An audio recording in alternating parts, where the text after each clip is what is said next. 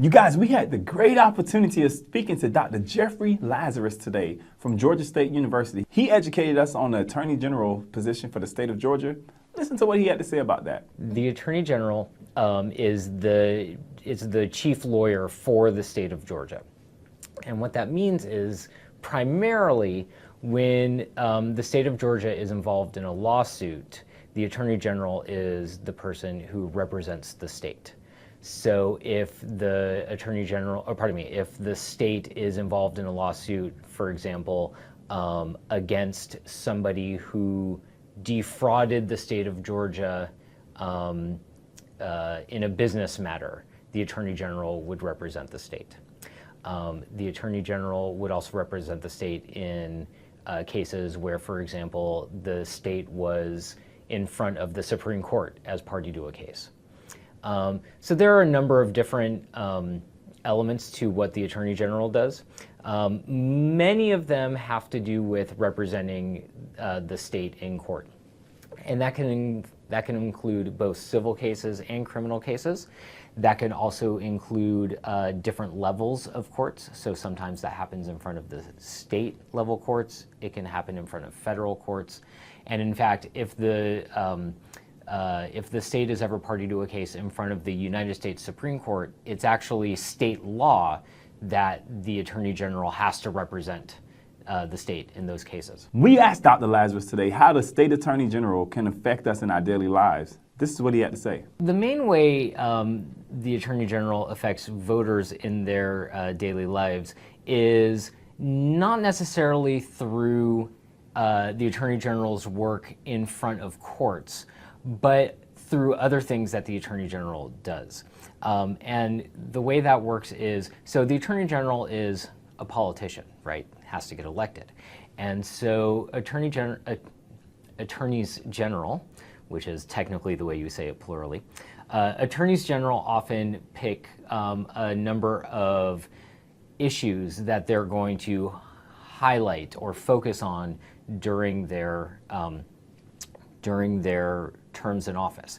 And they use these things the way most politicians do, which is they pick areas of concern to people of their state, and they try to address these area of concerns in ways that can help voters, and in turn, they hope voters see that and vote for them when they are up for re-election. And so, for example, our current Attorney General, his name is Chris Carr, and he has chosen to focus on a few things. One of the things he focuses on is elder abuse. And so he has created a task force for investigating elder abuse claims. He has, I believe, an elder abuse hotline, which you can call if you suspect you're a victim of elder abuse or somebody you know is a victim of elder abuse. And what this does is it allows it creates a forum for people who believe that they're being victimized to get these claims investigated and hopefully prosecuted or have some amount of justice done. And so through all the different things that attorneys general do, not just inside the court, but out of the court as well, are the primary ways that regular everyday folks are impacted by this office. Because elder abuse is just one of several examples. Another example would be opioid abuse, and another example would be gang activity, and another example is human trafficking. These are all some of the things that our current Attorney General is focusing on. So the Attorney General, in addition to their in the court activity, also tries to work with law enforcement officers across the state in order to help catch criminals and help stop or at least lower certain types of crime. We asked Dr. Lazarus why is it important for voters to educate themselves about candidates running for the state Attorney General's office. This is what he had to say. I mean, it's important for any number of reasons, the most important of which is that different attorneys general are going to focus on different issues. So if you want a particular issue focused on that you think is not being focused on, you're going to want to vote for a candidate that has different priorities than the person who's currently in office.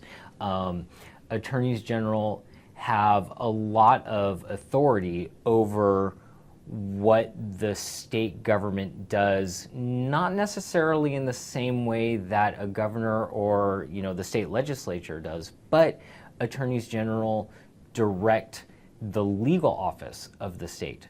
And so if you want your state focusing on prosecuting certain kinds of crime because you believe those are more plentiful or more important than other types of crime, then those are the things you should look for when you're trying to select an attorney general candidate. Our final question for Dr. Lazarus was, is there anything as a voter we need to be educated on so that we know what it is that we need to do to make sure that we're voting for the right candidate? And this is what he had to say. Voters need to know that in some way, shape, or form, every office they vote for is important. And this is a hard thing to keep in mind when we go to the ballot box and we see these ballots that are, however long they are, 4, 5, 6 pages long, and there's, 10 different things you might choose on each ballot. And we've never heard of most of these people. We've never heard of most of these things. And so it's very easy for voters to get overwhelmed. You vote for president, you vote for governor, and you vote for maybe your member of Congress. And then after that, it's like, who knows, right? A lot of voters have never heard of these things. But a lot of really important political decisions and actions happen at lower levels of government. A ton of really important things happen, for example, in the Attorney General's office. A lot of really important things happen in the Secretary of State's office. A lot of really important things happen down at the local level when you're voting for mayor or city council or county positions. And so I would encourage, look, I know I'm not the average person. I pay more attention to politics than folks who try not to let their lives be dominated by it.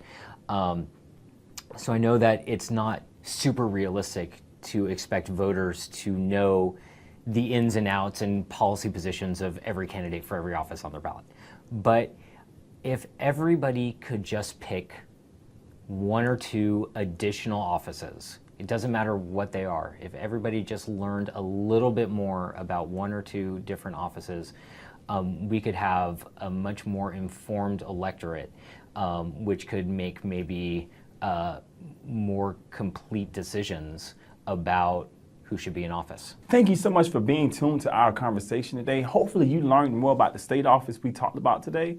Please don't forget, register to vote, get out and vote. November 8th, your vote makes a difference. Let's let our voices be heard.